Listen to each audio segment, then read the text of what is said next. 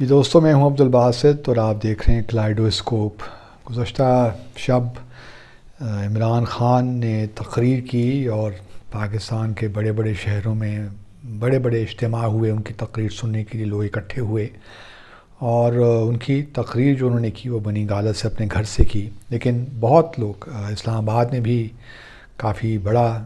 ایک اجتماع اور اس طرح باقی بڑے شہروں میں بھی باقی تو باتیں انہوں نے کہیں سو جو کہتے رہتے ہیں۔ ایک بات انہوں نے کہی کہ وہ الیکشن کی تاریخ چاہیے اور الیکشن صاف اور شفاف چاہیے۔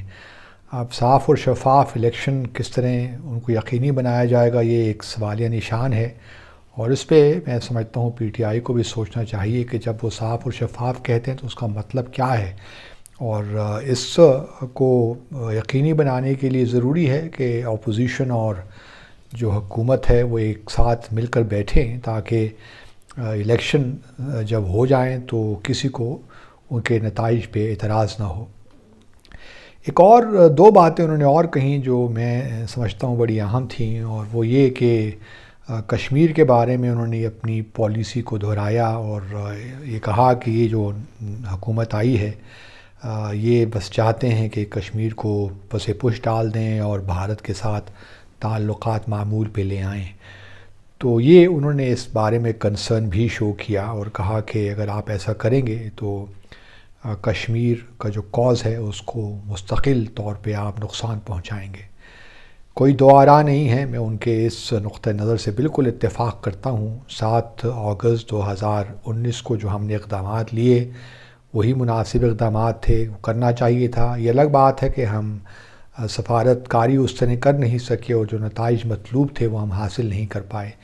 لیکن اب جب کہ ہم اور بہت سے مسائل میں گھرے ہوئے ہیں تو کوئی ضرورت نہیں ہے کہ اس وقت ہم بھارت کے ساتھ مذاکرات کا سلسلہ بھی ایون شروع کریں، کیونکہ جب تک بھارت اس بات پہ مان نہیں جاتا کہ جموں اور کشمیر ایک تنازع ہے، اس کو حل ہونا ہے، اور حل ایسا جو کہ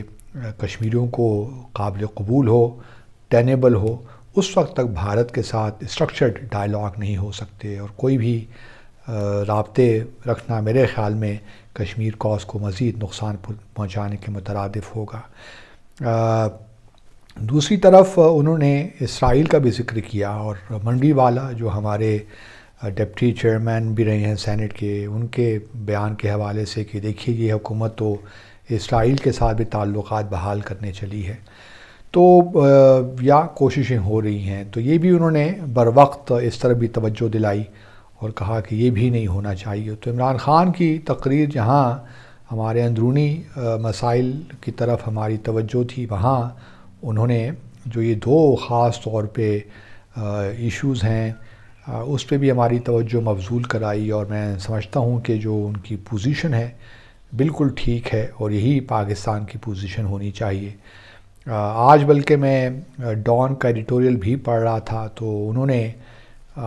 جو بلاول زرداری صاحب نے اپنی ریسنٹلی ایک تقریر میں کہا تھا کہ ہمیں انگیج کرنا چاہیے بھارت کے ساتھ، گو کہ فارن آفس نے پھر بعد میں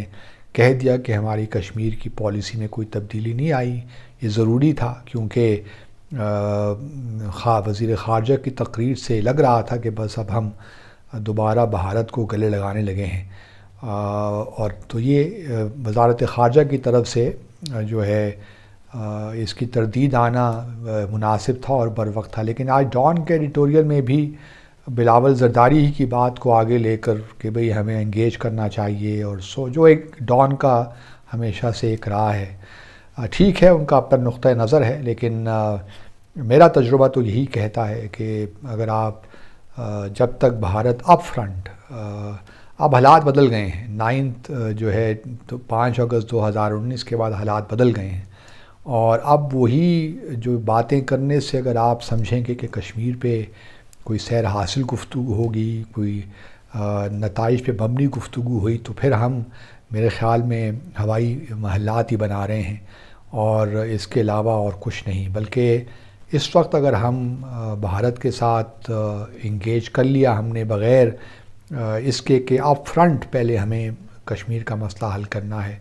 تو میں نہیں سمجھتا کہ پھر ہمارے لیے کچھ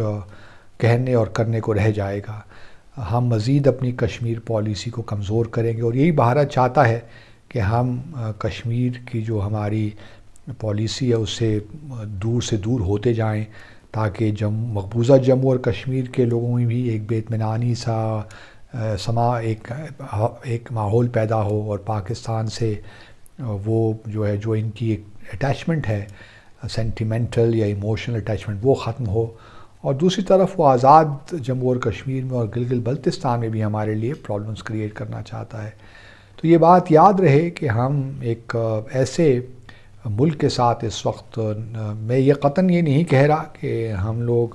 جو ہیں نہیں چاہتے کہ بھارت کے ساتھ ہمارے تعلقات ٹھیک ہوں. تعلقات ٹھیک ہونے چاہیے، اس میں کوئی دو آرا نہیں ہے،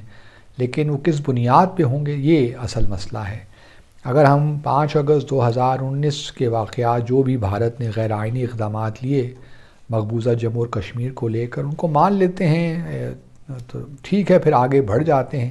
لیکن عمران خان صاحب نے بالکل ٹھیک اس طرح ہماری توجہ دلائی کہ کچھ اسٹیٹمنٹس آ رہی ہیں اور مسلسل آ رہی ہیں کہ بھارت کے ساتھ ہمیں انگیج کرنا چاہیے. انگیج تو آپ کر لیں گے، لیکن اس کا فائدہ کیا ہوگا اس پہ بھی ذرا تھوڑی روشنی ڈال دیجئے. لوگ کہتے ہیں کہ تجارت بحال ہو جائے گی، پاکستان کو بہت فائدہ ہوگا. تجارت تو پہلے بھی تھی، پہلے بھی ہمارے یہی حالات تھے. اندر کی طرف دیکھیے، اپنے اندر کی سچویشن کو ٹھیک کریں گے تو باہر بھی آپ دیکھیں گے کہ آپ کو بہت سی اسپیس مل جائے گی. لیکن اندر ہمارے جو معاملات ہیں ان کو ہم ٹھیک نہیں کر پاتے، اور ہماری شاید یہی بس یہی ہے کہ جی بھارت سے تعلقات ٹھیک ہو جائیں گے تو ہماری اکانومی ٹھیک ہو جائے گی. بابا پہلے بھی بھارت کے ساتھ ہمارے تعلقات تھے، ٹریڈ بھی تھی، تو کیا ہماری اکانومی ٹھیک چل رہی تھی؟ ایسی کوئی بات نہیں ہے. اپنے اندر دیکھیے، اپنے اندر جو ہمارے مسائل ہیں ان کو دور کیجیے، تو پھر آپ دیکھیں گے کہ جب آپ مذاکرات کی میز پر بھی آئیں گے تو انشاءاللہ آپ کو فائدہ یہ ہوگا. لیکن وقت سے پہلے مذاکرات کی میز پہ آنا میں سمجھتا ہوں مناسب نہیں ہے، جبکہ بھارت مان ہی نہیں رہا کہ اس نے غیر آئینی کوئی کام کیا ہے یا وہ انٹرسٹڈ ہے جموں اور کشمیر کے تنازع کو حل کرنے کے. وہ تو ان کا اپنا ایک نیریٹو ہے، اسی کو بلڈ کیے جا رہے ہیں، اور ہم یہاں ہیں کہ ایسا نیریٹو ہم نے اب چلا دیا ہے کہ جس کا نہ کوئی سر ہے نہ کوئی پیر ہے. اور کسی نے کیا، بلکہ ہنری کسنجر نے ہی کہا تھا کہ جو بیڈ اسٹریٹجی کین بروک پور ٹیکٹکس بٹ پور strategy can not be readymade. تو یہ اگر ہم یاد رکھیں گے تو انشاءاللہ چیزیں کچھ بہتر ہو ہی جائیں گی. اپنا خیال رکھیے. اللہ حافظ.